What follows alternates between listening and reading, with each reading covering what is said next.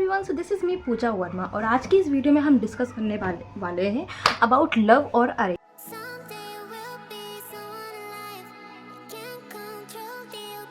So yes कि मेरी शादी लव हो रही है कि अरेंज हो रही है। So it is very interesting fact कि मैंने बहुत, जैसे कि मेरी जो जनरेशन है वो जेनजी में आती हूँ मैं, और someone comment on my video that person is @जिंकू मैगी। शी सेड कि आप जेनजी में आते हो तो इट इज़ बेटर कि आप लव मैरिज करिए, arrange marriage is scary.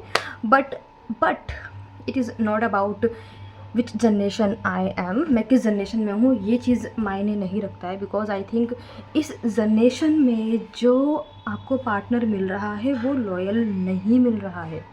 Yes, it is very true. मतलब मैंने खुद भी ये चीज़ फील करी है। ऐसा नहीं है कि मैं रही नहीं हूँ, ऐसा कभी ऐसा नहीं है।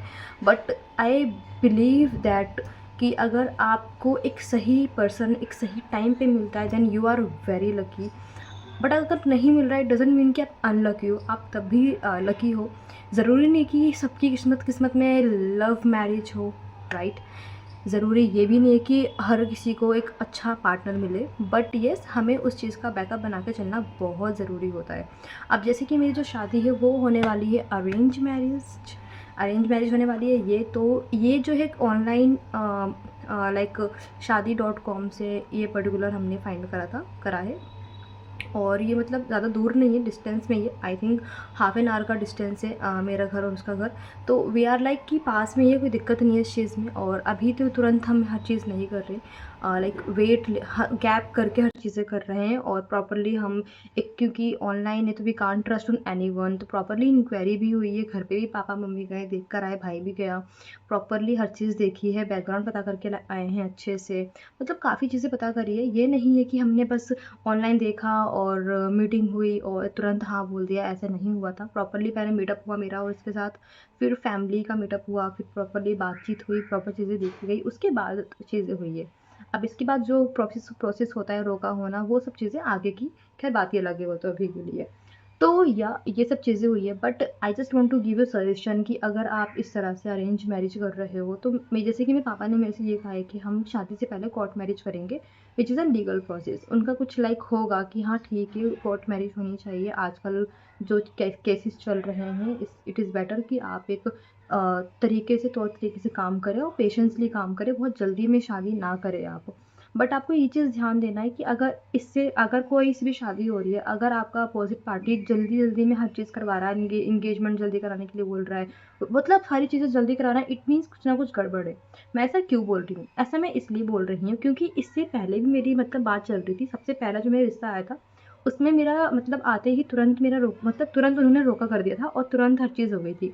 बट सडनली अचानक से क्या हुआ कि उनकी जो मदर थी वो आई, उन्होंने कुछ ऐसी बातें बोली अबाउट लाइक, मतलब बहुत सारी चीज़ें बोली, जैसे कि फिंगर, मेरे हाथ देखना अच्छे से, मेरे को अच्छे से देखना, ये जो मेरा तिल है ना, इस पे भी बोला कि मस्सा है, ये तिल नहीं है। या मेरी आइज़ को लेके बोला, मतलब बहुत सारी चीज़ें बोली। तो मुझे बहुत ऐसा हर्ट्स हुआ कि क्या बोल रहे हैं, मतलब आज की जनरेशन की है और इतना जज कर रही है अपने, मतलब अपने बेटे को भी देखो कि वो कैसा है कैसा नहीं है।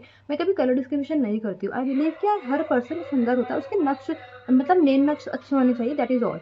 कलर जैसा भी हो, कुछ कलर किसी का डार्क होता है बट उनके नैन नक्श बहुत सुंदर होते हैं। तो हम कुछ नहीं बोल रहे, बट अगर आप किसी पर्सन को जज कर रहे हो तो आपको अपने बेटे का भी वो चीज़ें देखनी कि वो कैसा है, ठीक है। जिसकी वजह से मेरी काफ़ी ईगो हर्ट हो गई थी and I said no to that रिश्ता, कि मैं नहीं करूँगी आगे का प्रोसेस भैया। मेरे लिए इतना ईजी नहीं था वो चीज़ें, मतलब उन्होंने बहुत सारी चीज़ें कही थी जो कि मैं भी आपको एक्सप्लेन नहीं कर पा रही हूँ, जो मेरे लिए बहुत लाइक ऐसा हो गया था कि यार हद हो गई है। मतलब इतना ज़्यादा टॉर्चर कर दिया उन्होंने, इतना क्वेश्चनिंग करा। या आई थिंक वो बहुत बड़ी फैमिली से तो नहीं थे, लेकिन हमसे थोड़ा सा ऊपर थे। उनके घर में एसी भी होगा, हमारे घर में एसी नहीं है, वेरी ऑनेस्ट। उन्होंने ये भी कह दिया कि हम तो कभी एसी में रहे ही नहीं है, इट मीन्स आप टॉन्ट मारो इनडायरेक्टली हमें। तो मुझे वो चीज़ अच्छी नहीं लगी क्योंकि वो औरत भी गाँव की ही है। तो कभी भी किसी पर्सन को अपना रूट नहीं भूलना चाहिए कि वो कहाँ से बिलोंग करता है, वो कहाँ से कहाँ पर आया है। तो मुझे बहुत बेकार लगा कि इन्होंने जिस तरह से बातें करी। इसके बाद वो सब चीज़ें बात की बात थी। तो इसके बाद उन्होंने थोड़ा-सा गैप करा, कुछ बातें हुई होगी घर में उनके। तो फिर उन्होंने थोड़ा-सा और भी लड़कियाँ देखी होगी जो दहेज ज़्यादा दें, तो उन्हें नहीं मिली होगी। फिर हमें कॉल करके बोला, फर्स्ट वाली बात तो बता रही हूँ मैं आपको। उन्होंने बोला कि हाँ ठीक है, एंगेजमेंट की बात कर लो, पता कर लो। मेरी मम्मी का भी थोड़ा-सा लाइक हुआ था कि ये चीज़ें क्या हो रही है? पहले आपने बोला रोका करा, फिर अलग से मदर इन लॉ देखने के लिए आई मेरे को, फिर 10 बातें सुना के चली गई, फिर बीच में गैप दिया, फिर अचानक से बोला एंगेजमेंट करो। तो जिसकी वजह से मेरी फैमिली ने मना कर दिया कि नहीं, हम नहीं करेंगे यहाँ पे शादी। तो आई एम वेरी लकी कि मेरे पेरेंट्स इतने अंडरस्टैंडेबल है कि वो समझते हैं चीज़ों को कि क्या सही है, क्या गलत है उनकी बेटी के लिए। और फिर ये जो मतलब बहुत सारे लड़के देखे हमने, और मैंने भी बहुत से लड़के ऐसे रिजेक्ट करते गए, मतलब कोई था कि वाइब मैच नहीं हो रही थी। तो एट द एंड फाइनली मुझे एक लगा कि हाँ चलो ठीक है, ये वाला जो मिला है वो सही है, वाइब मैच हो रही है, अंडरस्टैंडेबल है, आगे की चीज़ें सोच रखी है। इवन अभी ऐसा है कि रोका करेंगे रुक कर, क्योंकि घर में कुछ इंसिडेंट हो गया मेरे, तो जिसकी वजह से अभी रोका हो नहीं पा रहा है। तो बट जो गैप मिल रहा है ना हमें, जैसे कि कहते हैं ना, कुछ चीज़ें अगर लेट में हो रही है तो कुछ फ़ायदे की, कुछ अच्छा ही होता है उस चीज़ में। तो ये जो गैप मिला है ना इस चीज़ में, इस गैप में हमारी जो कम्युनिकेशन हो रही है, उससे ये समझ में आ रहा है कि वो पर्सन क्या सोचता है आगे के लिए, क्या प्लानिंग है उसका फ्यूचर में, कि क्या करना है क्या नहीं करना है, या वो किस तरह से अपने घर में रहता है। प्रॉपरली चीज़ें समझ में अच्छे से धीरे धीरे आ रही है।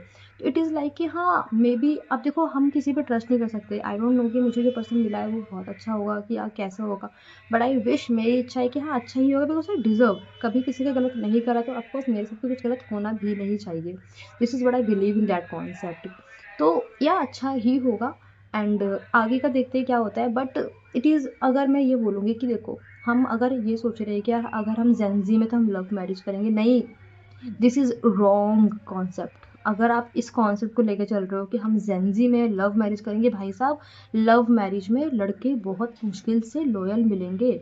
इट इज़ नॉट अबाउट लड़के, समटाइम गर्ल्स भी इतनी लॉयल नहीं मिलती है। ये बहुत मुश्किल है आज की जनरेशन में स्पेशली, क्योंकि मैंने देखा है, मैं देखती हूँ ना, लोग मतलब 15 16 17 एज में ही वो लोग अपना कर करके बैठ रहे हैं, और आई एम भी लाइक यार ये क्या हो रहा है। तो it is not good thing. I believe कि यार आप लॉयल रहो, आप हर चीज़ इंजॉय करो लाइफ को, आप दोनों स्ट्रगल करो, जॉब करो, अर्निंग करो दोनों मिलकर।